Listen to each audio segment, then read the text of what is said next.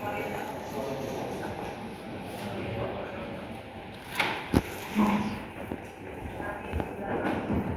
geser di pos sebelahnya, geser di pos sebelahnya.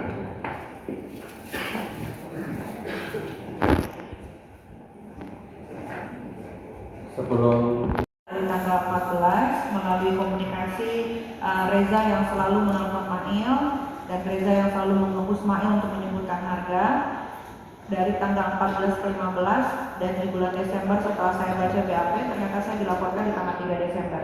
Saya tidak tahu sama sekali laporan itu, tapi yang saya tahu adalah waktu itu di pertengahan Desember Dr. Samira sempat berjumpa dengan Dr. Oki di suatu acara, saya tidak tahu nama acaranya apa.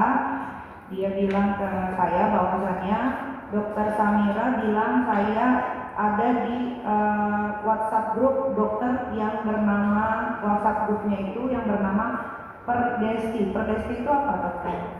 Perkumpulan Dokter Estetika Indonesia. Berarti di situ semuanya isi dokter-dokter ya? Dokter-dokter. Betul. Nah, di chat tersebut yang saya dapatkan dari Dr. Samira saat itu, Dr. Samira mengirimkan kepada saya dan saya pun punya, tapi kebetulan handphone saya disita.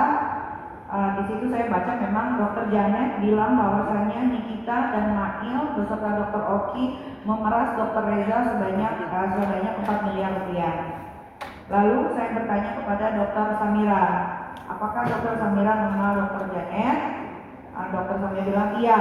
Apakah saya bisa meminta coba terdakwa pertanyaannya. Iya, pertanyaannya. Pertanyaannya adalah saya meminta nomor teleponnya Dr. Janet, lalu saya menelpon Dr. Janet dan saya merekam memang waktu itu karena saya tidak terima karena saya dibilang pemeras. Lalu saya memberikan rekamannya kepada Dr. Samira, Dr. Samira ingat itu.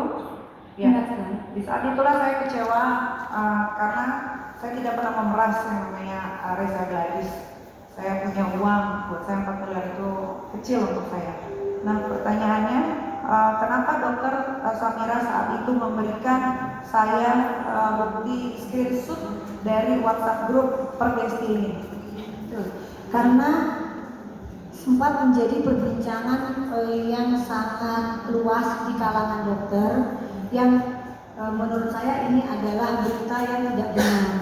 Kenapa? Karena memang seorang Janet itu adalah saat ini bukan lagi menjadi ketua Perdesti, tapi dia pernah menjabat sebagai ketua Perdesti, di mana saya mengenal beliau, saya pernah menjadi anggota dari Perdesti dan saya sempat ada konflik dengan beliau dan beliau memang menaruh dendam yang luar biasa kepada saya. Reza yang bilang saya dan Main ini memeras beliau dan saya baru tahu bahwa saya dilaporkan itu di bulan Januari ketika Mail digerebek, tapi digerebek oleh polisi cyber Polda Metro Jaya, hanya diambil handphonenya saja. Dan saya tahu laporan itu pun di kepolisian tahunya dari Dr. Samira sendiri. Ya, betul. Oke. Sekarang berikutnya mau saya tanyakan, dokter tahu ini produk siapa saja? Itu produk dari Reza. Ini produk dari Gladys. Ya. Ini produk dari Gladys pernah dokter review sebelumnya?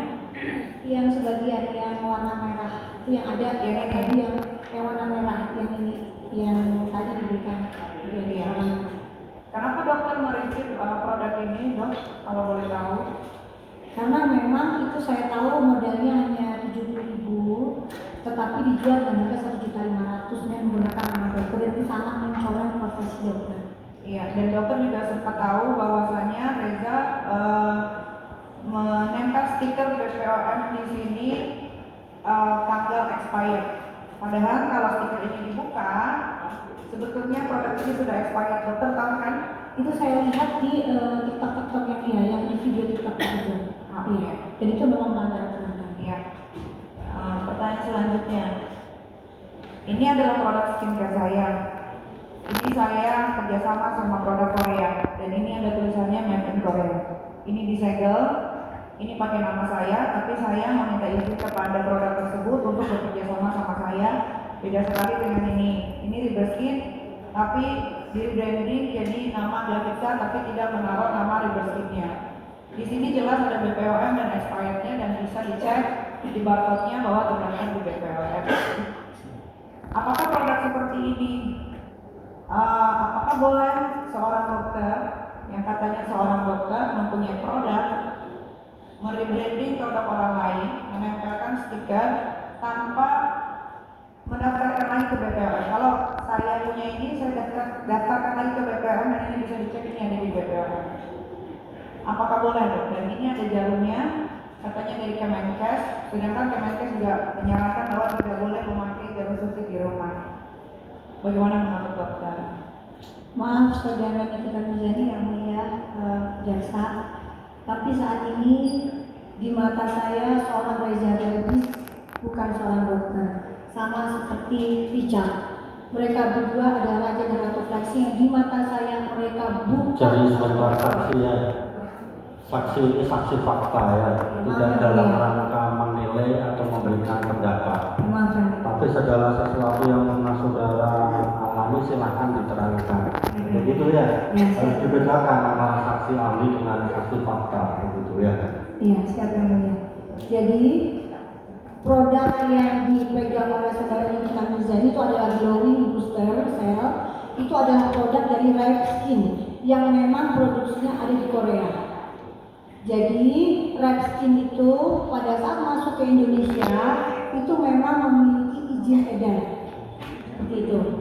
Tetapi pada saat direlabeling oleh saudara Reza Darwis menjadi glowing booster cell itu adalah menyalahi aturan Badan POM karena tidak ada izin edar. Karena harusnya Ripe Skin lah yang dijual oleh Reza Darwis. Dan disitu tidak boleh disertakan dengan jarum, karena jarum itu berbeda dengan jarum yang digunakan sebagai jarum insulin. Insulin itu digunakan sekali pakai, tapi produk yang disertakan di glowing booster adalah produk yang digunakan berulang kali di rumah tanpa disterilisasi lebih lanjut, sehingga beresiko untuk merusak wajah konsumen.